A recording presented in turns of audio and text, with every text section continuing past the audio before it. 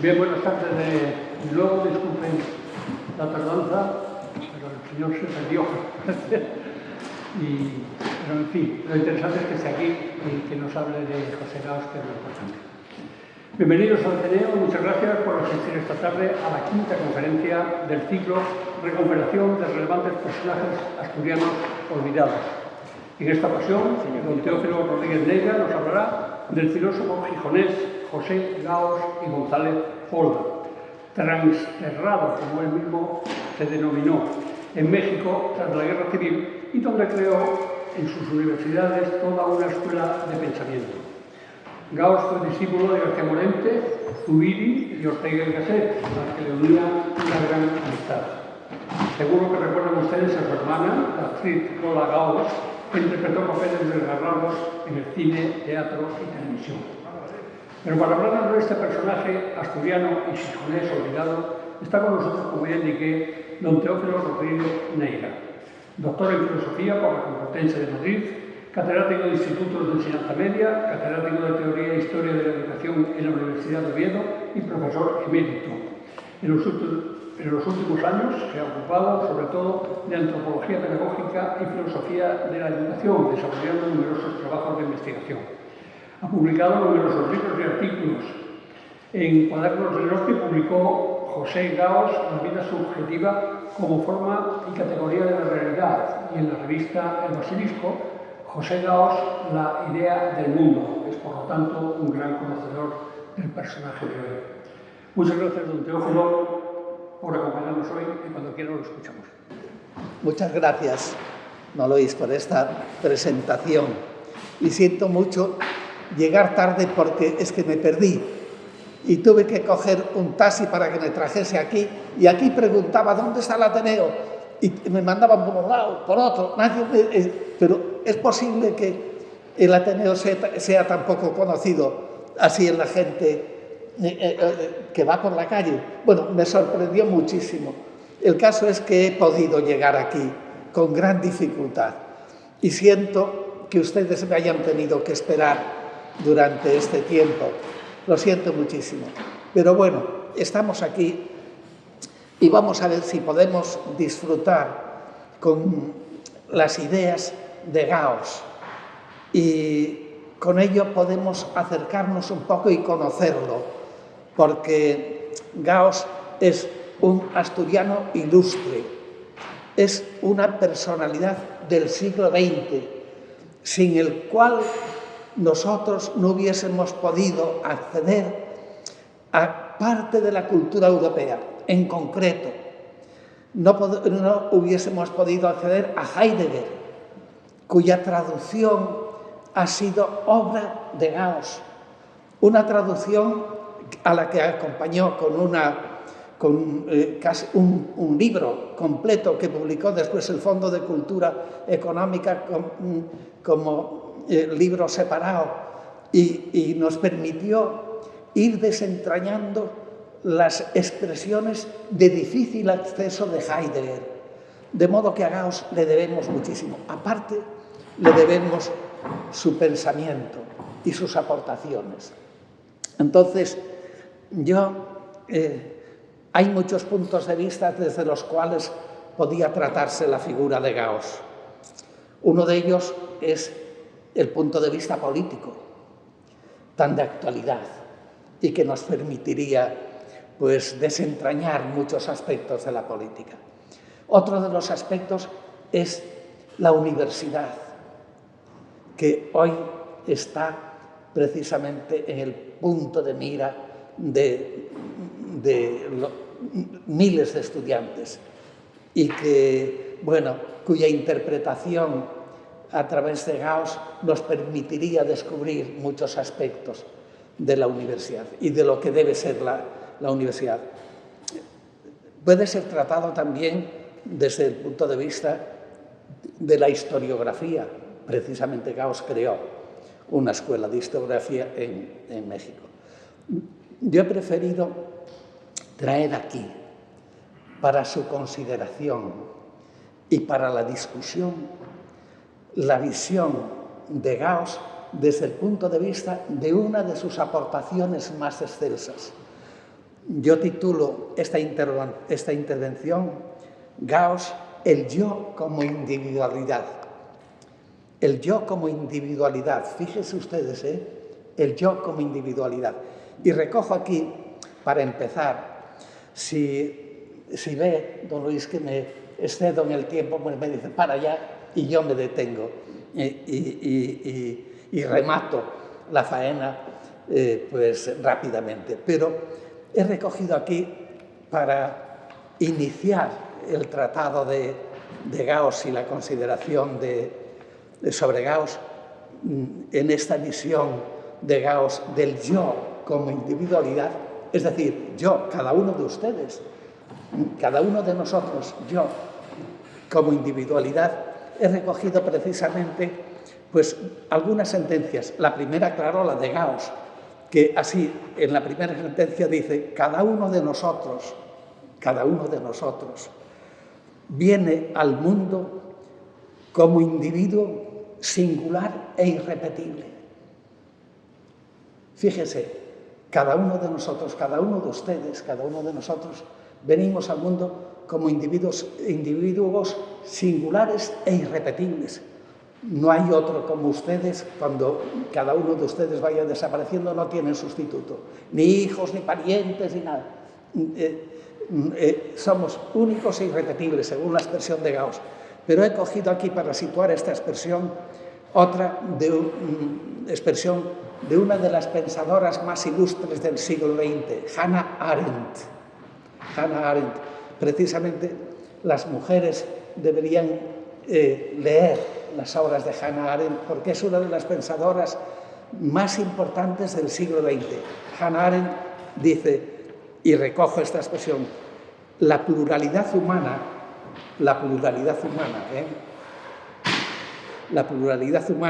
es la paradójica pluralidad de seres únicos. Fíjense ustedes, la paradójica pluralidad de seres únicos. Y he recogido otra expresión de uno de los autores más famosos ahora. Precisamente la obra a la que hago referencia se publicó en el año 2013, hace 4 días en términos culturales, Gomá. Pues Gomá dice lo siguiente: el yo moderno, y ustedes, nosotros somos modernos, al menos vivimos en el presente, en la modernidad total. El yo moderno hace en determinado momento el paradójico descubrimiento de que, como totalidad autónoma, escindida del cosmos, es una individualidad única e irrepetible, pero también el de que, pese a esta suprema dignidad, el mundo le tiene preparado un destino indigno, la muerte. Ser contemporáneo significa aceptar con honestidad tanto esta condición auténtica del yo como el hecho estructural del mundo con él. Ninguna filosofía puede hoy ignorar este dato fundamental sin incurrir en anacronismo. De modo que aceptamos este punto de partida. Este punto de partida, pues, en el que voy a centrar la exposición de Gauss. Gauss, lo venimos repitiendo aquí, nació en Asturias y en Asturias hizo sus primeros estudios. Vivió con sus abuelos en Gijón y en Oviedo cursó los primeros años de bachillerato. Fue catedrático de Filosofía de la Universidad Central de Madrid, de la que también fue rector. De modo que el hecho de ser catedrático de la Universidad Central y ser rector de esa universidad es un hecho destacado. Mantuvo una estrecha relación con 3 grandes personalidades, con Morente, con Zubiri y con Ortega y Gasset. La importancia de esas 3 figuras, iré haciendo alusión a ellas para situarlas un poco. Desde ese puesto de rector de la universidad y de esa íntima conexión con estos pensadores, pues Gauss fue exiliado a México. Él dice que fue trasterrado. Se integró en México como profesor en la Universidad Nacional Autónoma, donde permaneció como miembro excelso hasta el final de sus días y desde donde regaló al mundo sus numerosos conocimientos y, como les he dicho, la traducción, el comentario y la divulgación de las más destacadas obras del pensamiento europeo.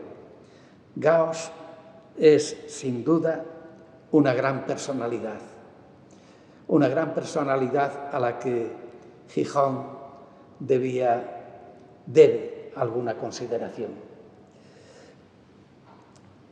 Dentro de sus múltiples conocimientos, merece especial mención su contribución al mundo de habla hispana, Hispanoamérica y toda la cultura que la define y le pertenece. Ha sido por él un campo abierto de investigación y de conocimiento.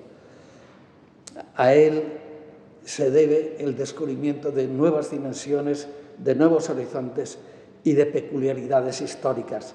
Precisamente desde México supo crear una escuela de historiadores de las ideas que enriquecen el dilatado mundo de habla hispana, al que nosotros tenemos tan olvidado.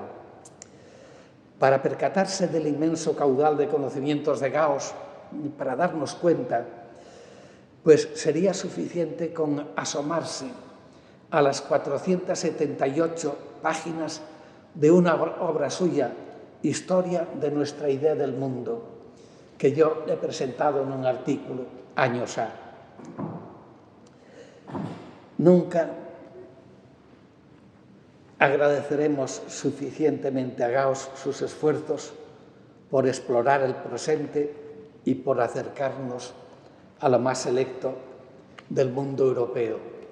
Estar al día era la consigna de la Escuela de Madrid y debería ser nuestra consigna. Precisamente gracias a esa escuela y gracias a Gauss pudimos salir de años de oscurantismo.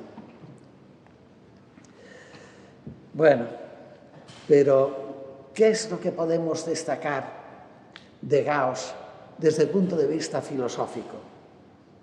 Dos obras en este orden de cosas he destacado yo de entre sus muchos escritos. Una es Filosofía de la filosofía, obra en la que Gauss deposita sus reflexiones más significativas. La otra que tenemos que tener en cuenta se titula Confesiones profesionales. Aquí, representando en un escenario abierto al público lo que podemos considerar como sus vivencias más propias e intensas, expone ante sus alumnos y expone, en consecuencia, ante el mundo de sus congéneres lo que su vida es para él mismo y lo que es o debe ser para los demás. No se trata de meras peripecias singulares, de fantasías, de proyectos, de ambiciones, de ilusiones, de aspiraciones. Esta obra significa, más bien, el relato de una filosofía profundamente sentida, radicalmente vivida y experimentada. Es, sobre todo, y muy principalmente, la historia de la vida de Gauss y de su propia filosofía. Esta peculiaridad, el hecho de pertenecer a estas confesiones al orden del saber, o mejor dicho, al orden del amor al saber que es la filosofía, hizo que este texto, se leyese por él mismo en el año 1953 ante sus alumnos como materia de un curso académico. Es decir, que lo que en él escribe lo considera como digno de ser impartido y ser comunicado a sus alumnos. Es decir, estas confesiones son para Gauss materia de enseñanza impartida en el marco de un curso académico. Podemos dar un paso más adelante. Podemos dar quizá pues una mirada hacia adelante. ¿Hay en esta obra alguna idea que podamos destacar como centro de la filosofía, como eje sobre el cual giren las consideraciones que Gauss va a desarrollar? Estas confesiones pertenecen al ámbito antropológico, al ámbito de lo que significa ser hombre, de lo que puede significar ser un ser humano. Y en este terreno podemos indicar que el centro de la experiencia intelectual, que significa su yo, y sobre la soledad, que agria propiedad le va a acompañar a esta situación. Es decir, yo, aparentemente una expresión sencilla, todo el mundo lo repetimos con frecuencia. Yo he dicho, yo pienso, yo considero, a mí me parece, pues yo, aparentemente una expresión sencilla, con este pronombre personal aludimos siempre a nuestra identificación. Con él nos identificamos, con él afirmamos nuestra presencia en el mundo. Tan pronto, sin embargo, como nos asomamos a lo que este pronombre significa, lejos de la simple localización, nos podemos encontrar con referencias que convierten el ser yo en una empresa arriesgada y comprometida, en objeto de estudio. El yo es algo que debemos construir. Fíjense, el yo, afirma Gauss, es algo que debemos construir, más allá incluso de aquellas declaraciones de Giovanni Pico della Mirandola, que son muy repetidas y muy conocidas.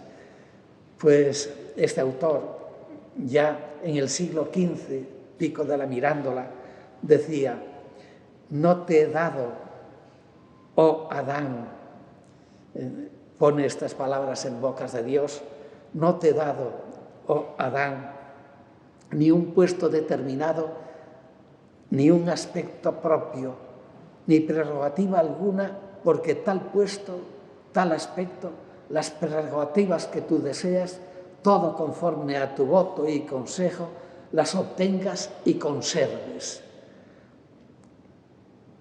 La naturaleza limitada de los demás está contenida dentro de las leyes por mí proscritas, hace decir a Dios. Tú las determinarás, sin estar constreñido por barrera alguna, según tu arbitrio a cuya potestad te entregas.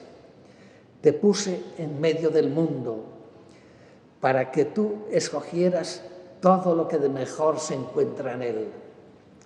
No te he hecho ni celestial ni terreno, ni mortal ni inmortal, para que por ti mismo, casi libre y artífice soberano, te plasmaras y te esculpieras en la forma que eligieres. Si piensan en estas frases de Pico della Mirandola, verán la enorme responsabilidad que significa ser yo. Al hombre, en consecuencia, al yo le corresponde, como propiedad y característica fundamental, el hecho de no ser una realidad terminada, una realidad terminada de una naturaleza completa y perfectamente definida. El hombre es lo que él mismo se hace, es proyección, y en este sentido es un ser problemático, es en cada momento de su existencia un enigma. Nosotros, queridos amigos, querramos o no, aunque hayamos solucionado muchos problemas y muchas cuestiones, somos esencialmente problemáticos y esencialmente somos un enigma incluso para nosotros mismos. Piénsese y verán si esto es cierto. Gauss se mueve dentro de este horizonte y de esta primera observación sobre sí mismo. Añade una característica aparentemente poco relevante, pero que obligará a poner el acento sobre ciertos aspectos que de otro modo pasarán casi desapercibidos. El yo al que Gauss hace referencia se construye y se hace a sí mismo como individualidad. Esta propiedad está implícita en todas las consideraciones que giran en torno al hecho de concebir al hombre como artífice de sí mismo. Además, es algo fácil de verificar. Si alguien, cualquiera de nosotros, pone entre paréntesis la individualidad, si ponemos entre paréntesis la individualidad, es a nosotros mismos al que cuestionamos, es a nosotros mismos al que ponemos entre paréntesis. Al abrir un horizonte semejante, se está abriendo un campo de interrogantes, por lo tanto. De otra manera, podrían pasar desapercibidas estas consideraciones. Ya no se busca aquí, en este simple enunciado, no se busca qué soy, sino quién soy. ¿Quién soy? La verdad es que yo me lo he preguntado y pese a los años ya que tengo me lo continúo preguntando. ¿Quién soy? Esta pregunta, si me permiten, pues era con la que se iniciaba una obra fantástica, El mundo de Sofía. Esta pregunta que es lo esencial en Gauss. El mundo de Sofía. Una noche llega Sofía a su casa y encuentra en el buzón de entrada una tarjeta en la que simplemente había escrito ¿quién eres? ¿Quién eres? Sofía comienza a revisar esta pregunta, comienza a darle vueltas y a pensarla. En realidad se da cuenta de que no sabe quién es.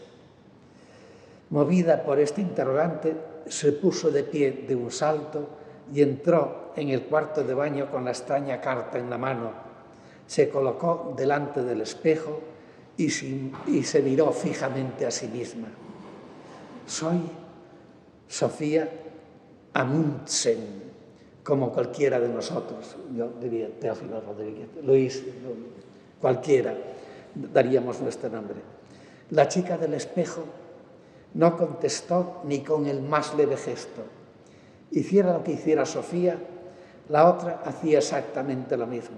Sofía intentaba anticiparse al espejo con un rapidísimo movimiento, pero la otra era igual de rápida. ¿Quién eres?, preguntó. No obtuvo respuesta tampoco ahora, pero durante un breve instante llegó a dudar de si era ella o la del espejo la que había hecho la pregunta. Sofía apretó el dedo contra la nariz de la reflejada en el espejo y dijo: tú eres yo. Al no recibir ninguna respuesta, dio la vuelta a la pregunta y dijo: yo soy tú. ¿No resultaba extraño el no saber quién era? ¿Quién soy en realidad? ¿Quién soy?, se preguntaba Sofía. La filosofía trata de responder a las grandes preguntas. ¿Qué son las cosas? ¿Qué es el mundo en general? ¿En qué consiste el ser? Al llegar al hombre, al ser humano, la pregunta se limita y se interroga por lo que el hombre pueda ser, por lo que el ser humano es. De esta manera, la cuestión fundamental pasa a ser no quién soy, sino qué soy. Bueno,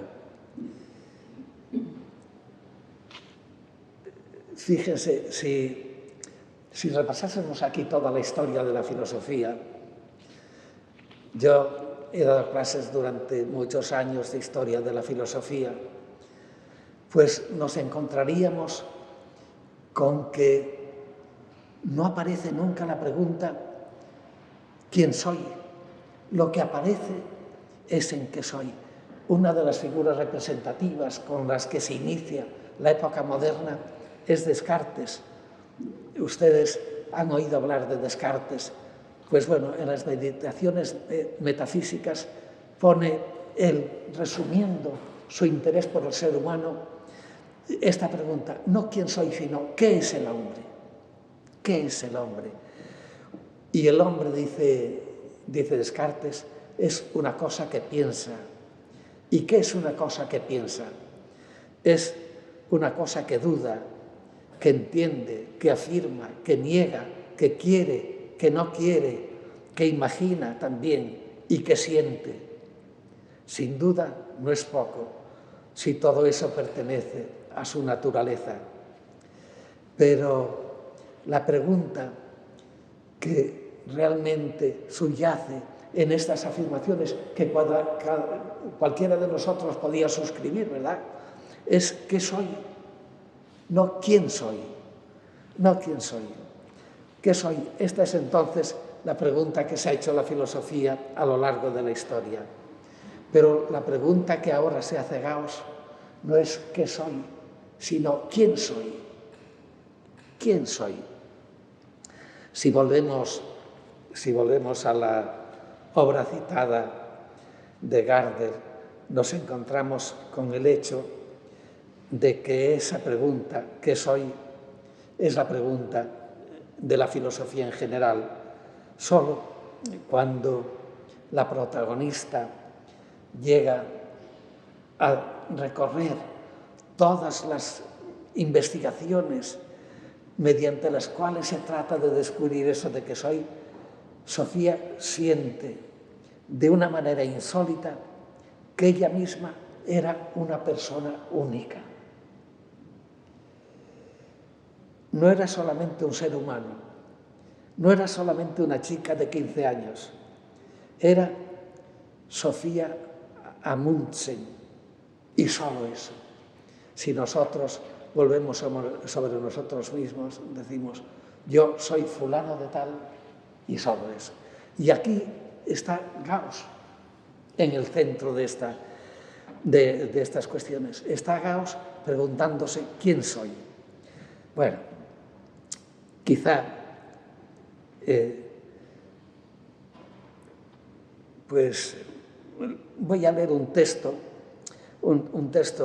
en que cada uno de nosotros se presenta como un individuo, un ser único e irrepetible, un ser para el que la ciencia no encuentra respuestas, porque no puede ser objeto de descubrimiento científico. Fíjense que nosotros, cada uno de nosotros, en nuestra individualidad, no podemos ser objeto de investigación científica. Si pudiésemos serlo, descansaríamos en la ciencia y que la ciencia investigue. Pero resulta que la ciencia nos dé a conocer a nosotros, pero resulta que no podemos ser objeto de la ciencia. Fíjese, Gauss escribe aquí después les aclaro yo esto un poco, unas frases que me gustaría que ustedes las compartiesen conmigo. Una reducción de la cultura y la vida humana toda a ciencia será una racionalización del hombre, que éste, a fuerza de ser puramente racional, dejaría de ser el ente que es. Sería otro ente, sería un equívoco seguir llamándolo hombre. Y sería un ideal de vida una vida sin sentimientos religiosos, sin lectura de literatura, sin contemplación de cuadros, sin adicción a la música, sin movimientos personales, sin complejos psicopáticos, por ser en ella todo pura ciencia de la religión, pura ciencia del arte, puros movimientos psíquicos según las prescripciones de la higiene mental. Es ni siquiera concebible un hombre hasta tal punto no impulsivo, no instintivo, no sentimental, no hedónico, no loco, un poco loco al menos, pero miren, simplemente les voy a resumir así rápidamente por qué esta pregunta, ¿quién soy?, no puede ser contestada científicamente, porque la ciencia trata solo de aquellas cosas de las que puede afirmar una verdad válida para todos. Válida para todos, de modo que aquello que no puede ser desarrollado como algo válido para todos, por ejemplo, pues si nosotros hablamos del átomo, hablamos de cualquier propiedad física, de cualquier propiedad, si eso no puede ser válido para todos, entonces nosotros no podemos ser objeto de la ciencia, porque una verdad universal no puede abarcarnos ni puede comprender la individualidad. La individualidad pasa a ser un desecho científico, de modo que no confíen ustedes su verdadera personalidad, su ser sí mismos en la ciencia, porque la ciencia no le puede dar respuesta. Puede dar respuesta a nuestro cuerpo, si padecemos del corazón, si padecemos del hígado, si padecemos del estómago, a cualquier aspecto orgánico puede dar respuesta a la ciencia, pero a la totalidad del individuo, a la totalidad del ser que somos cada uno de nosotros, la ciencia no puede dar respuesta porque destruiría la individualidad, la aniquilaría.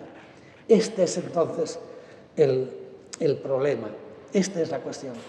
Pero fíjese, no sé, si ven que los aburro, dicen terminamos y ya está.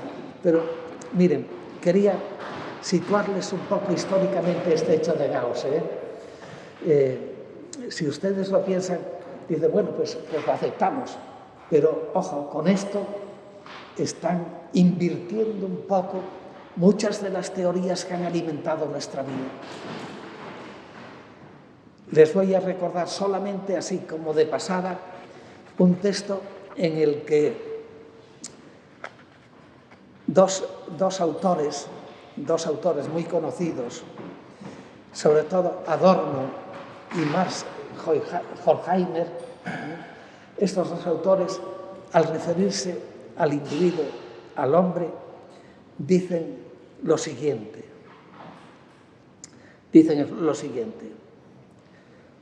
Cuando se afirma que la vida humana es en esencia y no solo por casualidad, convivencia, cuando se afirma esto y no solo se pone en duda el concepto del individuo como átomo social. Fíjese, si en el fundamento mismo de su existir el hombre es por los demás, que son sus semejantes, y si solo por ellos es lo que es, entonces su definición última no es la de una pura individualidad y singularidad, sino más bien la de una necesaria participación y comunicación con los demás. Fíjense ustedes que Horkheimer y Adorno están en el polo opuesto de Gauss. Lo que existe en realidad es la convivencia, es la totalidad, es la sociedad. Por eso muchos autores, les recuerdo solamente pues la frase tan conocida de Marx: no es la conciencia del hombre la que determina la sociedad, sino la sociedad la que determina la conciencia. Fíjense ustedes, estamos en la vertiente opuesta de lo que Gauss decía. Estamos en la vertiente opuesta de tal manera que nosotros pasamos a ser parte de un todo, que en este momento se considera como tal a la sociedad o a la convivencia. Pero eso llega hasta nuestras más próximas cercanías. Si ustedes recuerdan, pues algunos de los autores franceses más conocidos, Foucault, por ejemplo, Foucault llega a decir que el hombre es el átomo ficticio de una representación ideológica de la sociedad. De modo que la sociedad en este sentido lo es todo. No olviden ustedes, en la vertiente opuesta está Gauss. En la vertiente opuesta está Gauss. Gauss dice que la sociedad, los demás, son una condición de nuestra vida, de nuestra existencia, como es una condición de nuestra existencia el cuerpo. Si, no existimos sin cuerpo, pero no determina nuestra realidad. Gauss, por repetirlo una vez más, se mueve en el terreno de la existencia individual, de la individualidad como categoría del ser humano. Es costumbre recordar a este respecto las contundentes afirmaciones de Unamuno, que parecen transcritas precisamente de la obra de Gauss. Unamuno, en esa obra tan conocida y tan repetida del sentimiento trágico de la vida en los hombres y en los pueblos, dice: ha de ser nuestro mayor esfuerzo el de hacernos insustituibles, el de ser una verdad práctica, el hecho teórico, si es que esto es el hecho teórico, no envuelve una contradicción in adjecto, de que es cada uno de nosotros único e irrepetible, dice Unamuno, de que no puede llenar otro el hueco que dejemos al morirnos. Cada hombre es, en efecto, único e insustituible. Otro yo no puede darse. Cada uno de nosotros, nuestra alma, nuestra vida vale por todo el universo. Coincide Gauss totalmente con esta afirmación, pero coincide también con Heidegger, con el existencialismo, y coincide con Ortega y Gasset. Pero bueno, vamos a quedarnos con este hecho. Con este hecho. Vamos a aceptarlo, sin más. Claro, yo podía darles una demostración. Si somos seres libres, nadie puede ser libre por otro. Estamos condenados a ser nosotros mismos, querrámoslo o no. Bueno, pero fíjense, este hecho es un hecho aterrador. Es un hecho aterrador. Y lo más frecuente es que tratemos de huir de este ser yo. De este ser yo. En concreto, ¿en qué nos refugiamos? Gauss dice que nos podemos refugiar en la religión, nos refugiamos en la sociedad, nos refugiamos en otras muchas cosas. El hombre masa de que hablaba Ortega es una manera de huir de esta responsabilidad de ser yo.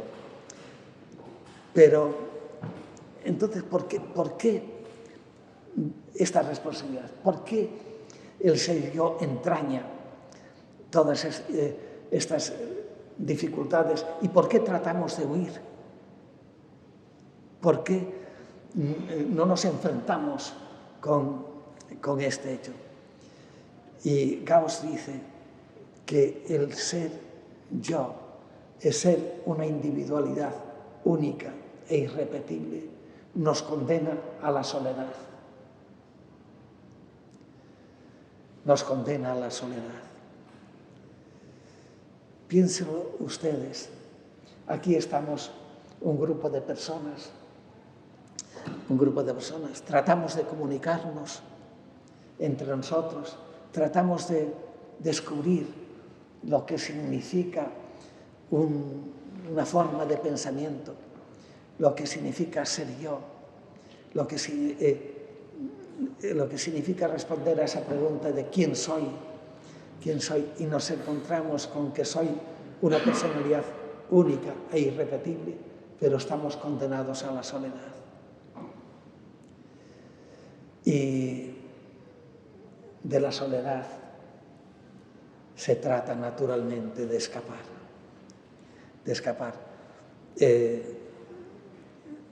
Gauss dice algunas huidas muy conocidas y muy famosas. Por ejemplo, la relación amorosa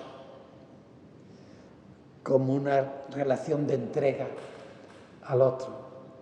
Pero Gauss dice, esa entrega al otro es solamente emocional. El pensamiento y la razón no se entregan nunca en este acto. De modo que entregarse a él y reducir nuestra vida a eso es eliminar nuestra propia individualidad. Un intento de huir de esta situación de ser yo es también, pues, dice, el intento de ser profesor.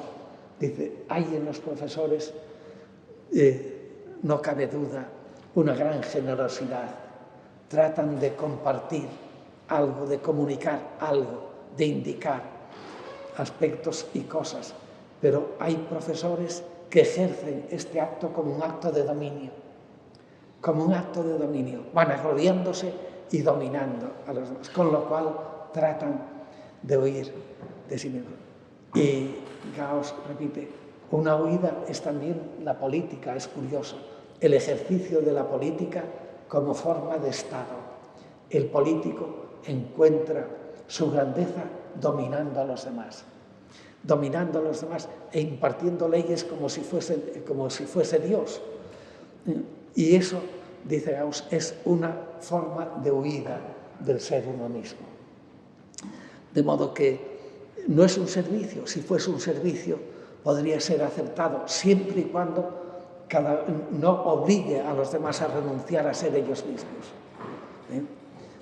No obligue a renunciar a ser ellos mismos. Nosotros estamos sufriendo ahora esta situación de esta pandemia del coronavirus, ¿verdad?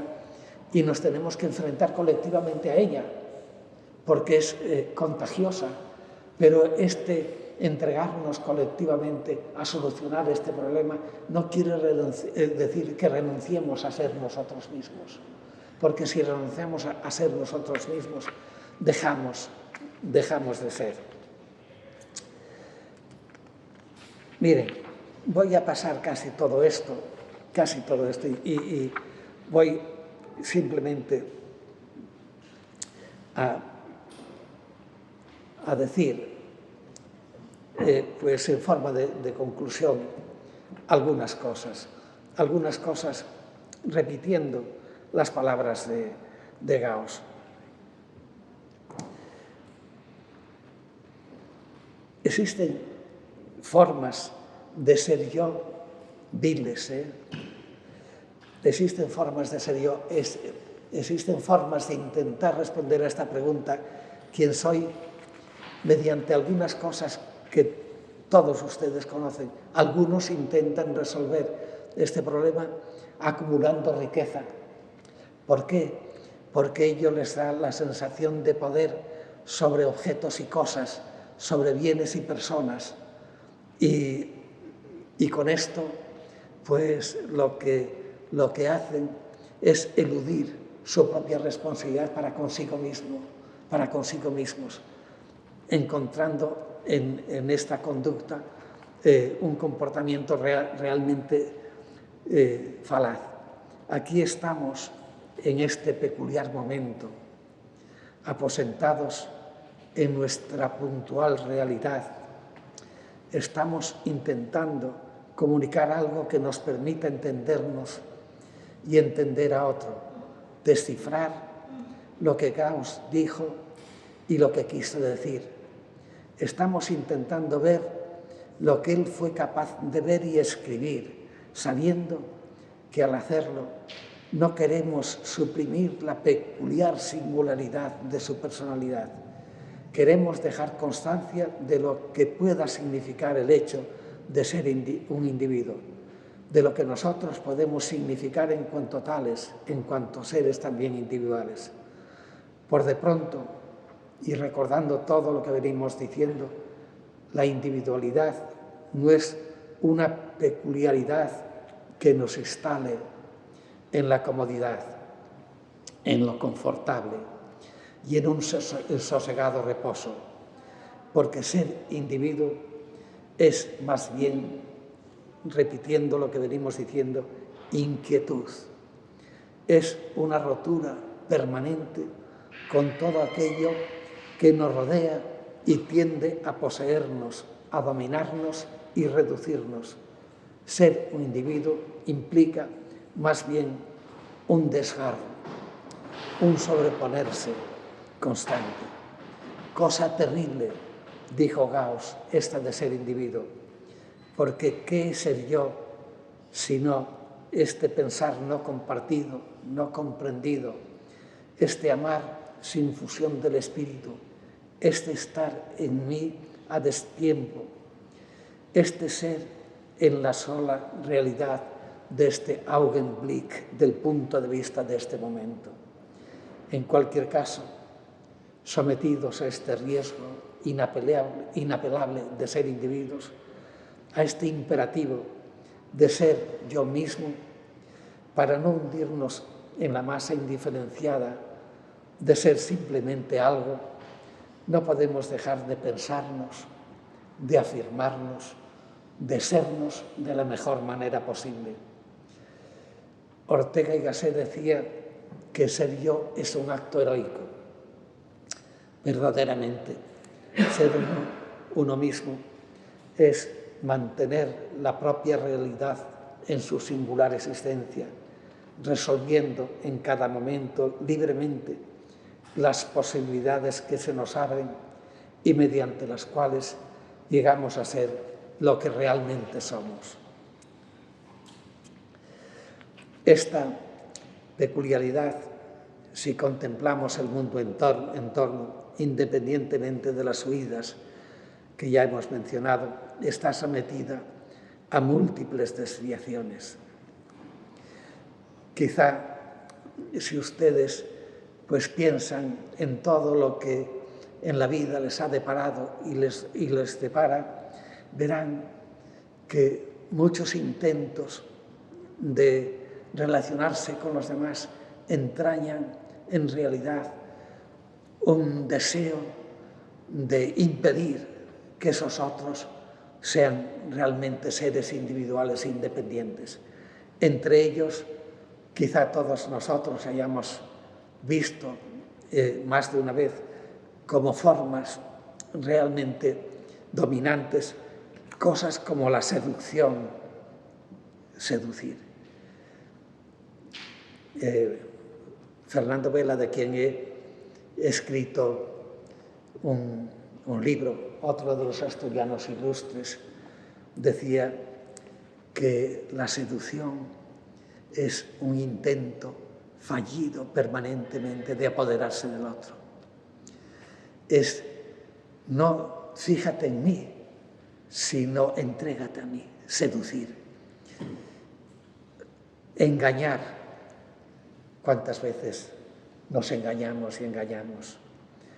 La manipulación, el deslumbramiento, la atracción, hasta la fascinación, van apareciendo como tantas formas de situarse entre los demás y de ejercer sobre ellos ciertas formas de sometimiento y de aceptación.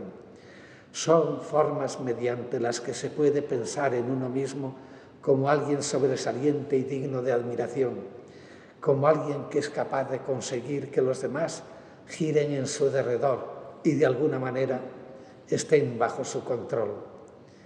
No ese es el camino correcto la manera adecuada y pertinente de ser uno mismo, según la expresión de Gauss.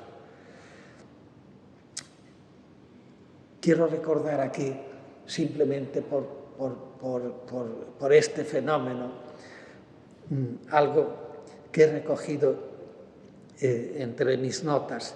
El día 7 de abril del año pasado, del 2019, en línea con el pensamiento de Gauss, en el magazine difundido por la Nueva España, publicaba una entrevista al escultor Jaume Plensa, confeccionada por Fernando García.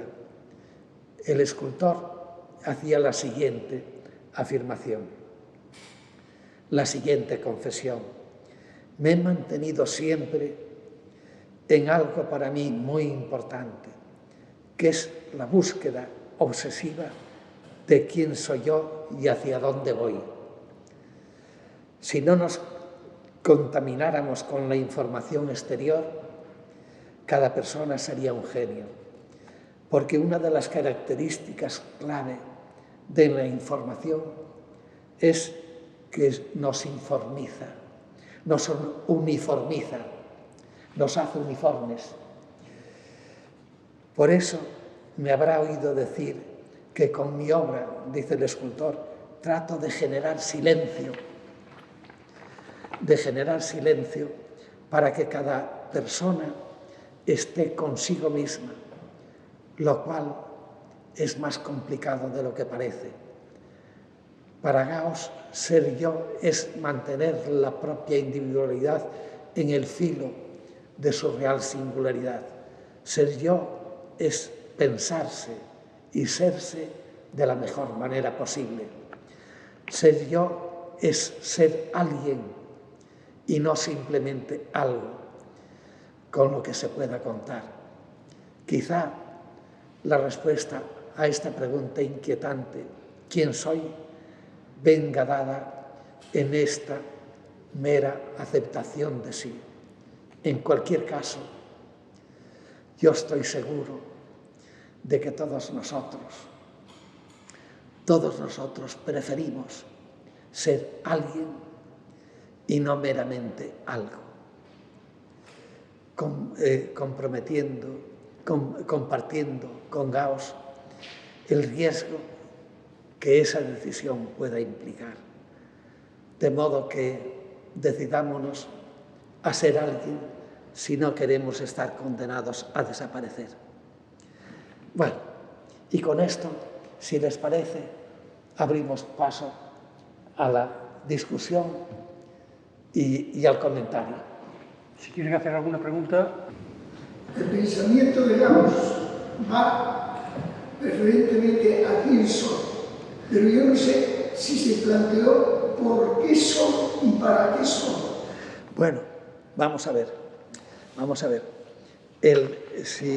Si uno responde a quién soy, a ser alguien, las vías pueden ser múltiples, pero Gauss es que la primordial es enfrentarse consigo mismo, aceptarse a sí mismo, pensarse a sí mismo y serse a sí mismo. Lo cual no quita pues, la convivencia, no quita la religión, pero fundamentalmente tenemos que tener el valor de ser nosotros mismos, de tener nuestros propios pensamientos, de tener nuestras propias convicciones, de mantener nuestros apetitos en los límites de nuestra propia dignidad. No es fácil ser yo, no es fácil. Ya les decía que Ortega afirmaba que ser yo es un acto heroico, pero yo estoy seguro que ustedes prefieren ser alguien a no ser nadie. Porque no ser alguien es desaparecer de la existencia, ser como una mesa. De modo que yo creo que Gauss nos da una lección con todas las referencias que me he ido saltando, porque todas ellas inciden en el mismo problema. esa respuesta, ¿para qué soy? Primero, soy para ser yo mismo. Primero, tengo que ser yo mismo. Con lo cual encuentro mi dignidad en el mundo. Miren, claro, durante siglos, el hombre mantuvo la confianza en sí mismo sintiéndose parte del universo, parte del cosmos. Cosmos significaba belleza en Aristóteles. Ser parte del cosmos era adquirir la dignidad suprema. Pero cuando se fue descubriendo que el cosmos estaba envuelto en múltiples trayectorias y que era una totalidad que no se podía admitir como uniforme y única, sino que era multiforme, entonces el hombre se encontró enfrentado consigo mismo. Y nosotros nos encontramos enfrentados con nosotros mismos. De modo que la pregunta tenemos que responderla nosotros. Yo sé que todo el mundo trata de resolver esa pregunta y trata de darle consejos y de decirle, no, hombre, tienes que ser. Nosotros, decía aquí en una de las expresiones, nosotros sabemos mejor que tú lo que te conviene, dice un padre a su hijo, cuando le tendría que decir, yo te incito a ser tú mismo y a responder de tus actos y a responder de tu vida y a dar cuenta ante ti de lo que eres, porque solo puedes ser tú mismo buscando la excelencia. Buscando la excelencia. Miren, les he hecho referencia varias veces a la soledad que implica ser uno mismo. Y ustedes me dirán, dice, pero, hombre, eso es cierto. Fíjense, si las palabras mismas tratan de eludir la individualidad, las palabras nos ponen en algo común que podamos entender, de modo que superan la individualidad, nos dejan contra nosotros mismos, pero hay algo que pueden entender fácilmente. Mientras el conjunto de las cosas yo las puedo exhibir ante ustedes y decir, miren, esto es una carpeta, ¿verdad? Esto es una carpeta.